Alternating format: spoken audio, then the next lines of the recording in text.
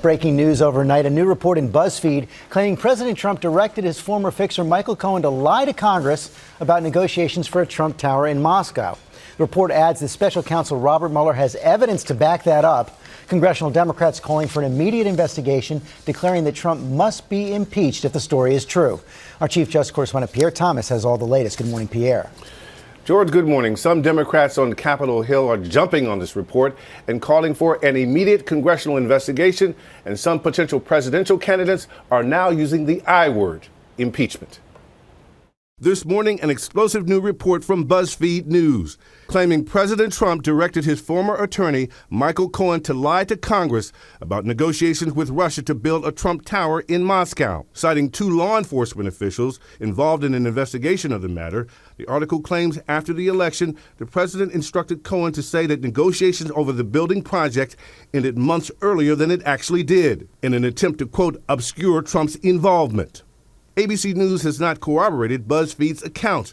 And overnight, the president's current lawyer, Rudy Giuliani, told several media outlets, "If you believe Cohen, I can get you a great deal on the Brooklyn Bridge." The Buzzfeed report also claims special counsel Robert Mueller learned about the president's alleged directive to lie not just from Cohen, but from interviews with witnesses from the Trump organization, internal company emails, and text messages. During the campaign, President Trump claimed he had no business ties with Russia.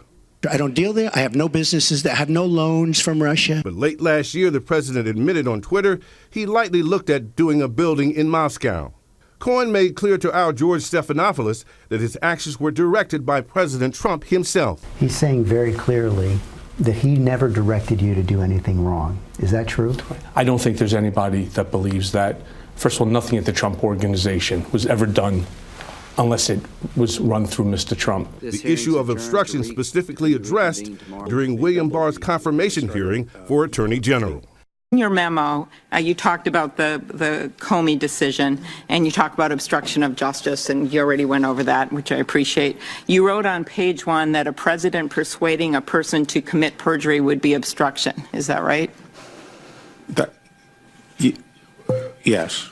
Now responding to the new Buzzfeed report, the chairman of the House Intelligence Committee, Democrat Adam Schiff, called the allegations among the most serious to date, vowing to do what's necessary to find out if it's true. We have no comment from Cohen so far, and his attorneys last night also did not comment on what could be a major development and a significant part of any Mueller report. George? Okay, Pierre, thanks. Let's bring our chief legal analyst, Dan Abrams, for more on this right now. So let's just begin with the basics. If the heart of the story is true, that in a phone call or a face-to-face meeting, President Trump says to Michael Cohen, go lie to Congress. Yeah, now it's easy, right? Up to this point, we've talked about where is the line for obstruction of justice. It's not enough, for example, some people say, to fire James Comey. What would be witness tampering? This is easy. If he told Michael Cohen to lie to Congress, no one would suggest that's not obstruction of justice or witness tampering, and that would be a crime. It was the first impeachment order against Richard Nixon. We know from what Mueller said during Cohen's sentencing that he provided relevant and useful information. He described the circumstances of preparing this false testimony to the Congress. What if it was something a little more subtle than the president saying to him, go lie? What if all the lawyers are talking, they're sharing information, they're sharing stories they know are not true, and saying we all have to be consistent, basically knowing that Michael Cohen's going to lie, but not directing it? Well, first of all, I'm going to hope that all the lawyers together aren't gathering and sort of talking together about how to lie. They did have a joint defense agreement. Yeah, they did. But a joint defense agreement is different than saying that all the lawyers are getting together and saying we have to work on how to deal with this lie.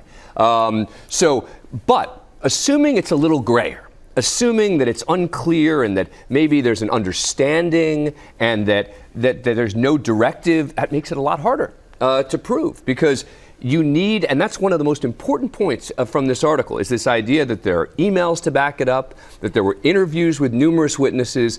So you want to, as much as possible, investigating this, take it out of Michael Cohen's hands and put it into the hands of others. And then finally in the article, it does describe activity all during the campaign, 10 meetings with the president over the Trump Tower in Moscow, suggesting it's going to bring in $300 million. He needs Russian help for it. He's lying about it at a time that Russia is helping his campaign. And that, no question, will be part of the essence of Mueller's investigation, because this is the most important point. When the Russians are hacking, the question is, was anyone from the Trump campaign in any way assisting in that? Meaning, you don't have to actually be assisting in the hacking itself. It could be the coordination, it could be the distribution, whatever the case may be. But if they're coordinating, colluding is the word that everyone is talking about, with the Russians in some way, shape, or form, at that time, that's potentially perilous. Dan Abrams, thanks very much.